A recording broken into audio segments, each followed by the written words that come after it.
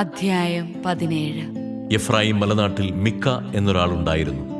അവൻ അമ്മയോട് പറഞ്ഞു, 1100 വെള്ളി നാണയങ്ങൾ നഷ്ടപ്പെട്ടതിനെപ്പറ്റി നീ ശാപമുച്ചരിക്കുകയും എന്നോട് രഹസ്യമായി പറയുകയും ചെയ്തിരുന്നല്ലോ.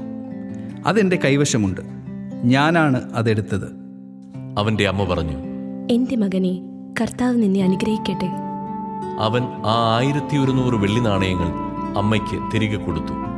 അവൾ പറഞ്ഞു, എൻ്റെ മകനു വേണ്ടി ഒരു കൊത്തു വിഗ്രഹവും ഒരു വാർപ്പ് വിഗ്രഹവും ഉണ്ടാക്കാൻ ഈ വെള്ളി ഞാൻ കർത്താവിന് മാറ്റിവെക്കുന്നു. അതുകൊണ്ട് ഇപ്പോൾ ഞാനിത് തിരിച്ചു തരുന്നു. അവൻ പണം അമ്മയെ ഏൽപ്പിച്ചപ്പോൾ അവൾ അതിൽ നിന്ന് 200 വെള്ളി നാണയങ്ങൾ എടുത്ത് തട്ടാനെ ഏൽപ്പിച്ചു.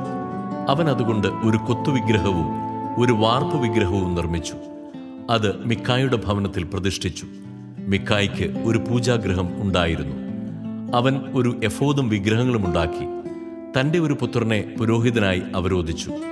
അന്ന് ഇസ്രായേലിൽ രാജവാഴ്ചയില്ലായിരുന്നു. ഓരോരുത്തരും യുക്തമെന്ന് തോന്നിയത് പ്രവർത്തിച്ചു പോന്നു. യൂദായിലെ ബെത്ലഹേമിൽ യൂദാ വംശജനായ ഒരു യുവാവുണ്ടായിരുന്നു. അവിടെ വന്നു പാർത്ത ഒരു ലേവ്യൻ. അവൻ ജീവിക്കാൻ പറ്റിയ ഒരു സ്ഥലം അന്വേഷിച്ച് അവിടെ നിന്ന് പുറപ്പെട്ടു. യാത്ര ചെയ്ത് അവൻ എഫ്രായിം മലനാട്ടിൽ മിക്കായുടെ ഭവനത്തിലെത്തി. മിക്ക ചോദിച്ചു, നീ എവിടെ നിന്ന് വരുന്നു? ഞാൻ യൂദായിലെ ബെത്ലേഹംകാരനായ ഒരു ലേവ്യനാണ്. താമസിക്കാൻ ഒരു സ്ഥലം അന്വേഷിക്കുകയാണ്. മിക്ക പറഞ്ഞു, എന്നോടുകൂടെ താമസിക്കുക. നീ എനിക്കൊരു പിതാവും പുരോഹിതനുമായിരിക്കുക. ഞാൻ നിനക്ക് വർഷം തോറും 10 വെള്ളി നാണയവും വസ്ത്രവും ഭക്ഷണവും നൽകിക്കൊള്ളാം. അവനോടുകൂടെ താമസിക്കാൻ ലേവ്യന് സന്തോഷമായി.